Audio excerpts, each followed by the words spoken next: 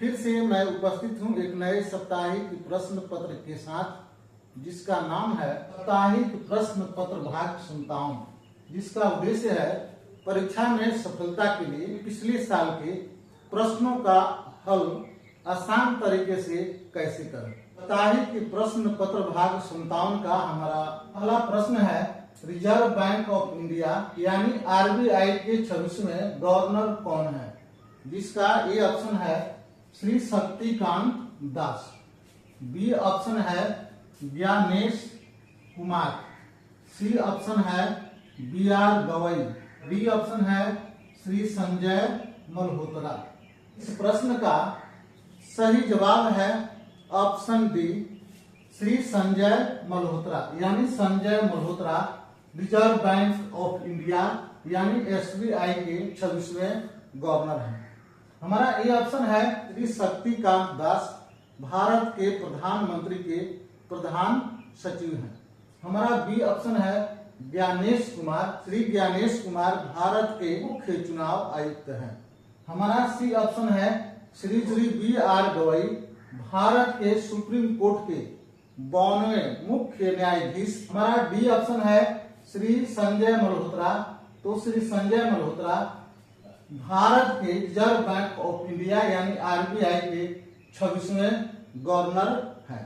हमारा दूसरा प्रश्न है, अशोक स्तंभ के किस दिशा में हाथी की तस्वीर लगी हुई है। जिसका ए ऑप्शन है पश्चिम दिशा, बी ऑप्शन है पूरब दिशा, सी ऑप्शन है दक्षिण दिशा और डी ऑप्शन है उपयुक्त में कोई नहीं। तो इस प्रश्न का सही विकल्प है ऑप्शन सी, यानी अशोक स्तंभ के दक्षिण दिशा, अशोक स्तंभ के दक्षिण दिशा में हाथी की तस्वीर लगी हुई है। हमारा ए ऑप्शन है पश्चिम दिशा, तो पश्चिम दिशा में घोड़ा का तस्वीर जो है वह पश्चिम दिशा में लगा हुआ है।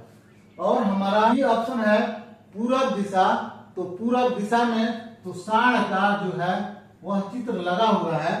और हमारा सी ऑप्शन है दक्षिण दिशा, तो दक्षिण दिशा में हाथी की तस्वीर लगी हुई है। और हमारा डी ऑप्शन है उपयुक्त में कोई नहीं, तो ये हमारा डी ऑप्शन गलत है। हमारा तीसरा प्रश्न है, डॉक्टर जाकिर हुसैन भारत के किस क्रम के चयनित राष्ट्रपति थे। जिसका ए ऑप्शन है पहले क्रम, जिसका बी ऑप्शन है दूसरे क्रम, सी ऑप्शन है तीसरे क्रम और डी ऑप्शन है चौथे क्रम।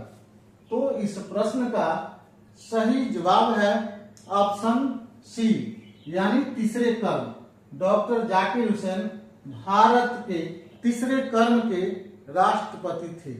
हमारा ए ऑप्शन है पहले क्रम, तो पहले क्रम के राष्ट्रपति डॉक्टर राजेंद्र प्रसाद, तीसरे क्रम के राष्ट्रपति डॉक्टर जाकिर हुसैन और चौथे क्रम के राष्ट्रपति बीबी गिरी। हमारा चौथा प्रश्न है, टॉयलेट मैन की उपाधि किस महापुरुष को दी गई है। जिसका ए ऑप्शन है doctor APJ Abdul Kalam, B option है दशरथ माझी, सी ऑप्शन है डॉक्टर बिंदेश्वरी पाठक और डी ऑप्शन है उपयुक्त में कोई नहीं। तो इस प्रश्न का सही विकल्प है ऑप्शन डी, डॉक्टर बिंदेश्वरी पाठक, यानी बिंदेश्वरी पाठक को टॉयलेट मैन की उपाधि दी गई है। हमारा ए ऑप्शन है डॉक्टर APJ अब्दुल कलाम, तो डॉक्टर APJ अब्दुल कलाम को मिसाइल मैन की उपाधि दी गई है। हमारा बी ऑप्शन है दशरथ माझी, दशरथ माझी को माउंटेन मैन की उपाधि दी गई है। हमारा सी ऑप्शन है डॉक्टर बिंदेश्वरी पाठक, तो डॉक्टर बिंदेश्वरी पाठक को टॉयलेट मैन की उपाधि दी गई है। और हमारा ऑप्शन डी है उपयुक्त में कोई नहीं, तो ये ऑप्शन हमारा गलत है। हमारा पांचवा प्रश्न है, अंतर्राष्ट्रीय मजदूर दिवस कब मनाई जाती है। जिसका ए ऑप्शन है 1 मई, बी ऑप्शन है 2 मई, सी ऑप्शन है 3 मई और डी ऑप्शन है 5 मई। तो इस प्रश्न का सही विकल्प है ऑप्शन ए 1 मई, यानी 1 मई को अंतर्राष्ट्रीय स्तर पर मजदूर दिवस मनाई जाती है। हमारा बी ऑप्शन है 2 मई, तो 2 मई को विश्व टूना दिवस, यानी टूना नाम की एक मछली है जिसके संरक्षण के लिए यह दिवस मनाई जाती है, जिसका नाम है विश्व टूना दिवस। हमारा सी ऑप्शन है 3 मई, तो 3 मई को विश्व प्रेस स्वतंत्रता दिवस मनाई जाती है। और हमारा ऑप्शन बी है 5 मई, तो 5 मई को कोयला खनिज दिवस मनाया जाता है। हमारा छठा प्रश्न है हाफ गर्लफ्रेंड नामक पुस्तक के लेखक कौन थे? जिसका ए ऑप्शन है मैरी कॉम, बी ऑप्शन है चेतन भगत, सी ऑप्शन है सचिन तेंदुलकर और डी ऑप्शन है अमृत प्रीतम। तो इस प्रश्न का सही जवाब है ऑप्शन बी चेतन भगत। चेतन भगत ने हाफ गर्लफ्रेंड नामक पुस्तक की रचना की।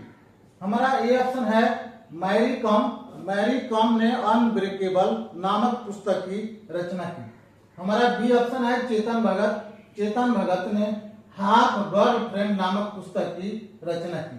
हमारा सी ऑप्शन है Sachin Tendulkar, Sachin Tendulkar playing it my way नामक पुस्तक की रचना की। और हमारा डी ऑप्शन है अमृत प्रीतम, अमृत प्रीतम ने डेथ ऑफ ए सिटी नामक पुस्तक की रचना की। हमारा 7वां प्रश्न है भारतीय संविधान के किस भाग में मौलिक अधिकार उल्लेखित है? जिसका ए ऑप्शन है भाग 1, बी ऑप्शन है भाग 2, सी ऑप्शन है भाग 3 और डी ऑप्शन है भाग 4। तो इस प्रश्न का सही जवाब है ऑप्शन सी भाग 3, यानी संविधान के भाग 3 में मौलिक अधिकार उल्लेखित है। हमारा ए ऑप्शन है भाग 1, तो भाग 1 में यानी संघ और उनके राज्य की चर्चा भाग 1 में की गई है। हमारा ऑप्शन बी है भारत की नागरिकता से संबंधित चर्चा संविधान के भाग 2 में की गई है।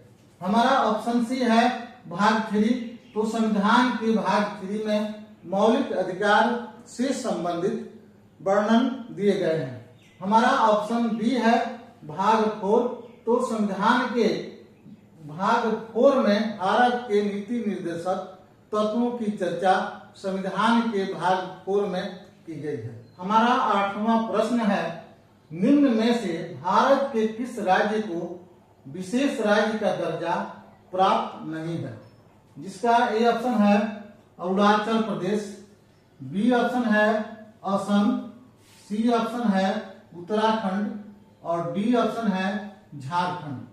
तो इस प्रश्न का सही जवाब है ऑप्शन बी झारखंड, यानी झारखंड राज्य को विशेष राज्य का दर्जा प्राप्त नहीं है। हमारा ए ऑप्शन है अरुणाचल प्रदेश, अरुणाचल प्रदेश को विशेष राज्य का दर्जा प्राप्त है। हमारा बी ऑप्शन है असम, असम को विशेष राज्य का दर्जा प्राप्त है।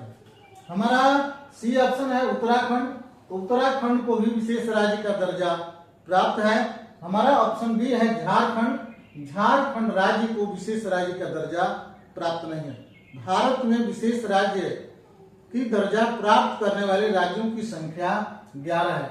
हमारा 9वां प्रश्न है जम्मू कश्मीर का कौन सा जिला पाकिस्तान देश की सीमा को स्पर्श नहीं करता है?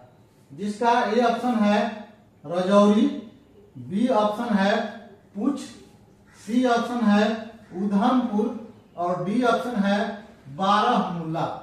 तो इस प्रश्न का सही जवाब है ऑप्शन सी उधमपुर, यानी उधमपुर जिला पाकिस्तान देश की सीमा को स्पर्श नहीं करता है। हमारा ए ऑप्शन है रजौरी, तो रजौरी जिला पाकिस्तान देश की सीमा को स्पर्श करता है। हमारा बी ऑप्शन है पुंछ जिला, पुंछ जिला पाकिस्तान देश की सीमा को स्पर्श करता है। उधमपुर, उधमपुर जिला पाकिस्तान देश की सीमा को स्पर्श नहीं करता है।